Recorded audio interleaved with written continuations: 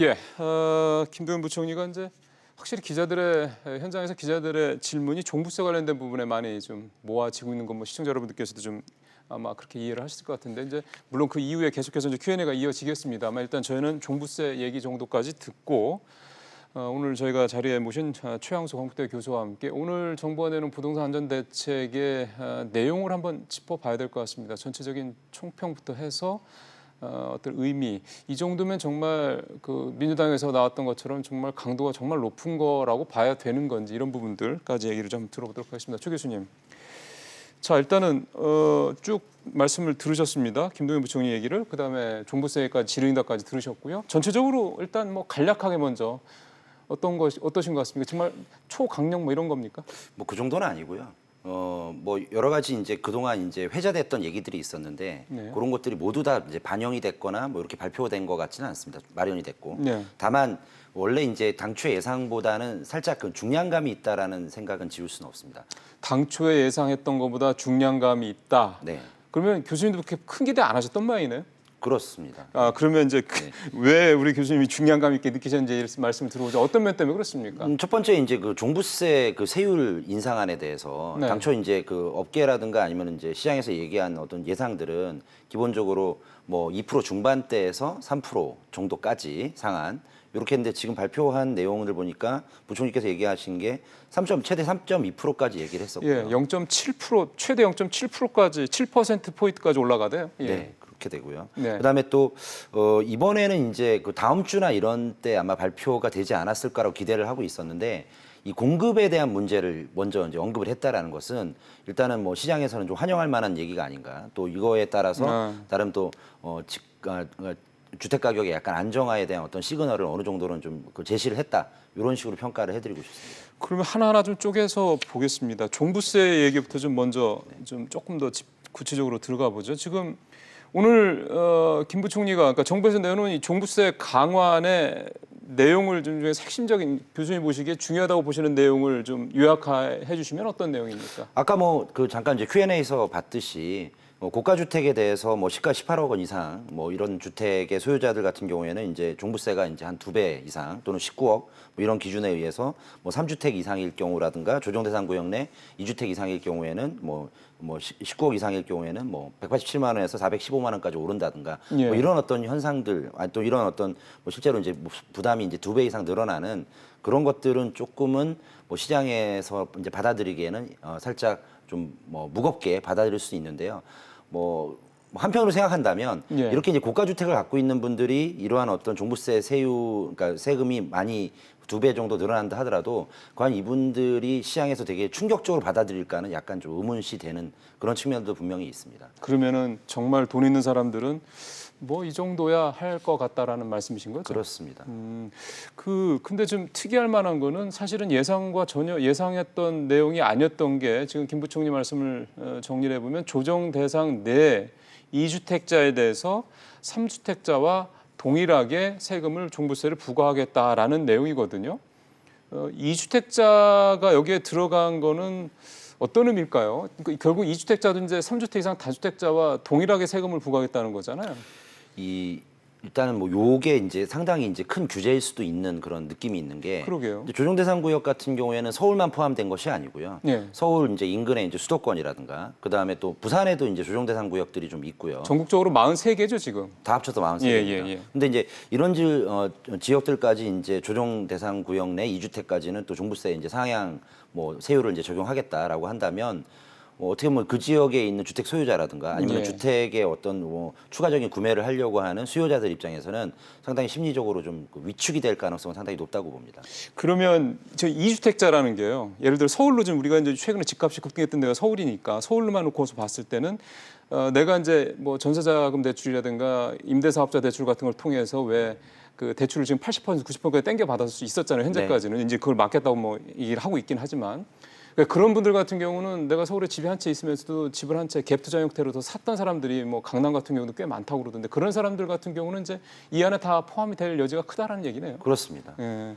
그러면 이제 그 소위 말하는 이제 그런 갭 투자를 하려고 했던 사람들이 이제 주요 대상이 될 것 같다라는 얘기고. 그 다음에 보니까 이게 지금 김 부총리가 몇 번에 더 강조한 게 원래 정부는 이 종부세 강화를 점진적으로 하겠다라는 그런 계획을 갖고 있었던 그게 이제 지난 7월에 발표했던 내년도 세법 개정안에 이제 들어가 있던 내용들인데 그걸 앞당겨 추진하겠다 이 내용을 몇 번을 강조하는 건데 이 부분은 어떻게 이해를 하십니까?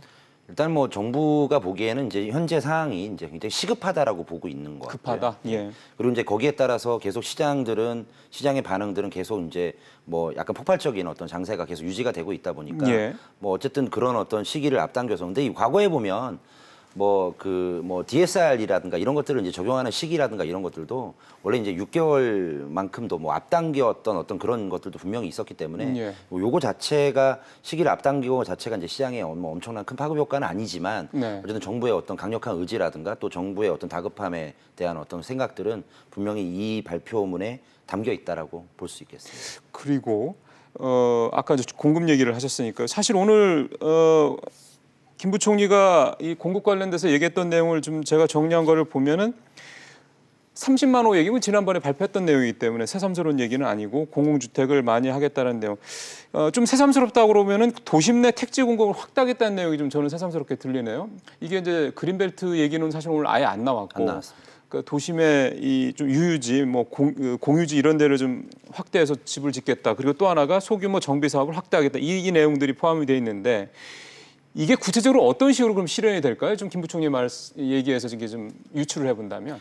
과거에 이 그 도심 내에 있는 그러니까 특히 이제 직장과 주거가 이제 가까이 이제 위치해 있는 직주 근접한 지역에 네. 이제 주택 공급이라든가 뭐 주택의 어떤 그 총량을 늘리는 이런 어떤 시도들이라든가 제도들 이런 것들은 분명히 있어 왔는데요. 예. 사실 이제 이게 이제 뭐 그 박원순 시장이 취임을 하신다든가 그다음에 또 뭐 진보 정부가 들어서면서 이런 것들이 약간 좀 사그라든 측면들이 분명히 없잖아 있었는데 예. 다시 이것들을 갖다 부활시키는 게 아닌가라는 느낌도 드는데 네. 시장에서의 어떤 그런 공급적인 측면에서 본다면 그 애매한 어떤 그린벨트를 풀거나 아니면 그린벨트보다 더 먼 지역의 주택 공급을 총량을 늘리는 것보다는 네. 제가 보기엔 훨씬 좀 바람직하다라고 생각이 들고요. 지난번에 8군데 유출됐다는데도 보면은 사실 서울과 조금 거리가 있다는 지적들이 좀 있었거든요. 거리도 있고 후손에게 물려줘야 될 그런 녹지 공간을 예. 파괴하는 것 자체가 도시의 무한한 확정을 가져와서 그렇게 해서 바람직하지 못한데 예. 뭐 첨언을 조금 더 말씀드리자면 예. 아마도 이제 예전에 그 오세훈 시장이 있었을 때 서울시역에서 이제 그 추진했던 역세권 시프트 사업이라고 있습니다. 그러니까 역 중심점으로부터 반경 300m 지역, 500m 지역을 이제 준주거 지역으로 용적률을 상향시켜서 네네네. 그래서 이제 그 용적률에 이제 상향시킨 그 부분에 대해서 그 절반 정도씩을 이제 그 소유자, 그러니까 개발자들과 소유자들과 그 다음에 공공이 나눠 가지는 어떤 형태가 있었거든요. 예. 그래서 이제 뭐 그런 부분에 대해서 이제 이제 개발을 좀 촉진을 좀 시키고요. 그 다음에 이제 공공이 가져가는 그 부분에 대해서는 장기 임대주택이라든가 장기 전세주택을 공급하는 방안이 좀 있었다가 나중에는 그것이 이제 뭐 유명무실화 되긴 했었는데 아마 이제 그런 것들 비슷한 내용들로 아마 추진하지 않을까라고 저는 분명히 그 그러니까 부총리의 어떤 그 발표문의 어떤 행간에서 제가 저는 읽을 수 있었다 저는 생각이 듭니다. 그러면은 지금 그 말씀대로라면은 역세권 근처에 있는 어떤 유휴지, 그러니까 그 개발할 수 있는 여지가 있다면 그거에 대해서 아까 이제 준주거 지역으로 이렇게 용도를 조금 바꾼다는 말씀이잖아요. 네. 그렇게 되면 지금보다 훨씬 더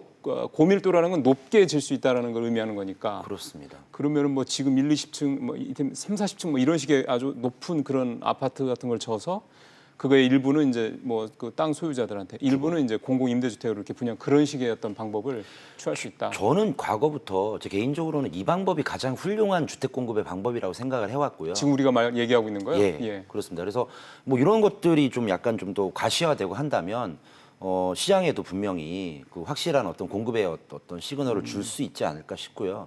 어떻게 보면 좀 상생의 어떤 그 하나의 방법이 아닐까라고 가장 굉장히 좀 바람직하고 좋은 방법이 아닐까라고 좀 생각을 해왔습니다. 예, 지자체랑 협의를 완료하고 이제 발표를 순차적으로 하겠다. 9월 21일 날이 아마 첫 번째가 될 것이다 이렇게 얘기를 했는데 뭐 첫 번째가 어디가 될지는 현재로서는 뭐 전혀 지금 유추할 수 없도록 이렇게 얘기를 해서 어디가 될지는 전혀 예상은 못 하겠는데 이렇게 된다 그러면은 기존에 국토부가 얘기하던 초반에 이제 뭐 당정에서 얘기가 나왔던 서울 인근에 뭐 그린벨트를 해제해서 아파트를 공급하겠다 이 얘기는 이제 쑥 들어간 것 같습니다. 뭐 현재 지금 오늘 부총리가 발표하신 그 내용으로 이제 비추어 봤을 때는 네. 그것이 아마 그린벨트 얘기는 아예 그 기억자도 안 나왔거든요. 글쎄요, 저도 그래서 계속 듣고 있었습니다만. 네. 그래서 아마도 그 뭐 그린벨트보다 이쪽으로 공급하는 게 훨씬 더 수요자들한테는 어떤 그 곽강을 받을 수도 있고요. 그 나름대로 또 그 뭐 임대를 그 들어가서 또 예. 이제 그 뭐 저소득층의 어떤 그런 그 거주 공간도 좀 약간 직장이 가까운 곳에 충분히 공급할 수 있는 여지가 있지 않을까 그런 생각이 듭니다. 근데 혹시 이건 제 그냥 상상입니다만 우리 며칠 전에 교수님도 그때 계셨습니다만은 용산공원에 이렇게 공공임대주택을 대거 짓는 부분에 대해서 뭐 국민청원 게시판에 올라오고 많은 분들이 댓글 달고 그랬다는 얘기를 했었잖아요. 오늘 나온 이제 부총리 멘트로만 봤을 때 혹시 그런 부분들에 대해서 미루어 짐작을 할 수 있을 만한 여지가 있을까요? 이거 가지고서는 그거를 이제 추정하기는 좀 힘들 것 같고요. 네.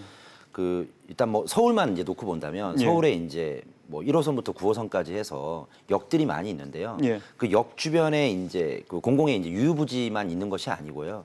또 그 민간 소유 필지임에도 불구하고 예. 아직 개발이 안 된 지역들이 많이 있거든요. 네네네. 그래서 이제 그런 지역들에 용적률 인센티브를 주고 그 용적률 인센티브를 준 것에 대해서 공공과 민간이 나눠 가지는 이런 방식으로 조금씩 이제 공급을 하고 이런 것들을 이제 총량을 좀 모으다 보면 예. 뭐 이런 30만 호 정도는 충분히 달성이 가능할 수도 있겠다라고 생각을 해봅니다. 용산은 한 방에 50만 가구도 얘기가 나왔으니까 어쨌든 말씀하신 대로 뭐 십시일반이라고 조금씩이지만 그러니까 하나로만 따지면은 뭐 그게 큰 대형 단지는 안 되더라도 그게 서울 시내 곳곳에 있는 것들을 하면 전체적으로는 이제 총량은 이제 꽤 나올 수 있다 이제 이런 말씀이 좀 되시는 건데 공급 얘기는 이 정도 좀 마무리를 좀 해보도록 하고요. 저희가 이제 종부세 얘기 좀 했고 공급 얘기했고요. 이제는 금융 규제 얘기를 좀 해봐야 될 것 같습니다. 전체적으로는 대출 특히 다주택자 같은 경우는 뭐 이제는 거의 집을 더 사기는 이제 어려워졌다고 봐야 될 것 같습니다. 지금 뭐 오늘 발표한 내용만 현재로서는 예. 좀 그러니까 뭐 만약에 이제 예를 들어서 뭐 조정 대상 구역이 아닌 지역에 이제 집을 사겠다라고 예. 하면 이제 그런 것들까지는 이제 규제를 하고 있지는 않겠지만 예.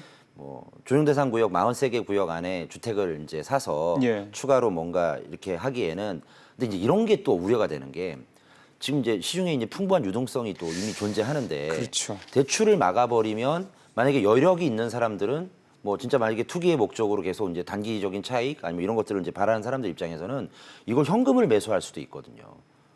얼마 전에도 보면은 그 아주 초고가 주택에 뭐 이런 것들도 있는데 그것도 이제 잔금 결제를 현금으로 했다는 얘기도 맞습니다. 들리는 대출 것 필요 같아서. 없는 사람들이 많다고 하대요. 예. 네. 그러니까 어떻게 보면 이런 대출을 막는 것 때문에 물론 이제 다주택자에 대한 규제이긴 하지만 일정 부분을 지금 보면 1세대 1주택자의 경우에도 지금 대출이 좀 막혀 있는 부분들도 분명히 존재하거든요. 네네. 그러면은 결국에는 뭐 돈이 좀 있고 아니면은 뭐 물려받은 자산이 있고 능력 있는 사람들만 결국엔 또 주택 시장에 나가서 나름의 거기에 과실을 갖다가 한번 얻을 수 있는 그런 측면들도 분명히 있을 거다 생각이 들고. 그러니까 돈 있는 사람들은 어차피 대출 신경 안 쓰고 자기가 그러니까 앞으로 집값이 오를 거라고 생각되는 데는 질르니까. 근데 이런 대출 규제가 사실 그런 사람들을 생각하면은 별 어떤 그 효과는 없을 것이다 이렇게 보시는 거군요. 그렇습니다. 그러게요. 그 얘기 좀 하나만 더 하면서 좀 마무리해야 될 것 같습니다. 사실 이번에 그 서울시 집값이 이렇게 광풍이 분달왔던 그 배경을 살펴보면 아까도 잠깐 말씀하셨던 이제 풍부한 유동성 얘기를 하시면서 물론 뭐 대출이랑 관계없이 현찰로 이제 집을 뭐 수십억짜리 집을 사는 사람도 있겠지만은 보통은 이제 대출을 이제 그러니까 이 전세금 대출이나 임대사업자 대출 즉 자영업 대출을 악용한 사례들 같은 경우는 결국은 대출을 받아서 그 돈을 가지고 이제 집을 추가로 샀던 사람들 얘기잖아요. 오늘 나온 대책에 보면은 전세 임대사업자 대출 얘기는 제가 일단 부총리 그 발표에서는 못 들었고 전세 대출 얘기는 실거주로 확인을 강화하겠다. 무주택자 그다음에 부부 합산 1억 원 이하의 경우에는 이제 대출을 받을 수 있도록 전세자금 대출 받을 수 있도록 허용하겠다. 그 외에는 좀 전세자금 대출 받기 어렵게 하겠다. 이런 내용들이 포함되어 있더군요. 이 정도 가지고 전세자금 대출을 지금처럼 그 악용했던 거는 이제 차단할 수 있겠다고 보십니까? 그 정확하게 이거 통계를 아마 정부도 갖고 있지는 않을 것 같은데 이런 경우는 있을 수 있습니다. 내가 실제로 돈이 있는데 그 돈이 있는 거를 가지고 그 실제 전세를 들어가서 이제 하는 것이 아니라 그 전세를 들어가는 걸 갖다 대출을 받고 예. 근데 전세금 대출도 금리가 굉장히 좀 저렴하지 않습니까? 일반적인 예. 대출보다. 그래서 그거는 대출로 들어가서 자기의 거주를 해결하고 예. 나머지 그 전세자금 대출 받은 걸 가지고서 또 다른 지역에다가 또 매수하는 형태로 이제 투기를 하는 예, 예. 이런 패턴도 분명히 있을 수 있는데 그러니까요. 일단은 이번 발표에서는 그것까지는 짚어주지는 않은 것 같습니다. 그러니까 그 정도면은 굉장히 좀 강도가 셀 수도 있고요. 또 하나 이런 것들이 실제로 투기가 아니라도 뭐 4억 이상의 뭐 대출 뭐 이런 사람들이 뭐 신규 대출을 못하게 해야겠다 이런 뭐 어떤 규제가 만약에 나왔더라면 선의의 피해자들 분명히 이제 존재할 수도 있는 그런 상황이었는데 그 정도까지의 발표는 없었고 다만 실거래 요건이라든가 또 실제 거래하고 있는 어떤 그런 뭐 그 현장 조사 이런 것들을 예. 좀 강화하겠다 이런 측면들은 분명히 이번에 발표가 된 걸로 보입니다. 예, 사실은 저희도 지금 최 교수님과 얘기를 한 게 김동연 부총리가 발표한 내용만 가지고 저희도 좀 말씀을 드리는 거라 사실은 정부가 저도 좀 전에 이제 저희 출입 기자 통해서 이제 받은 그 오늘 나온 자료가 4건인가가 되더군요.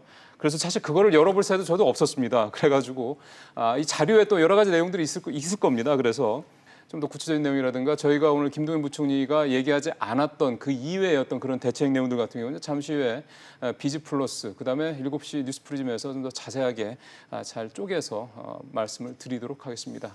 오늘 뉴스 투포는 여기서 마무리하도록 하겠습니다. 최 교수님 수고하셨습니다. 감사합니다.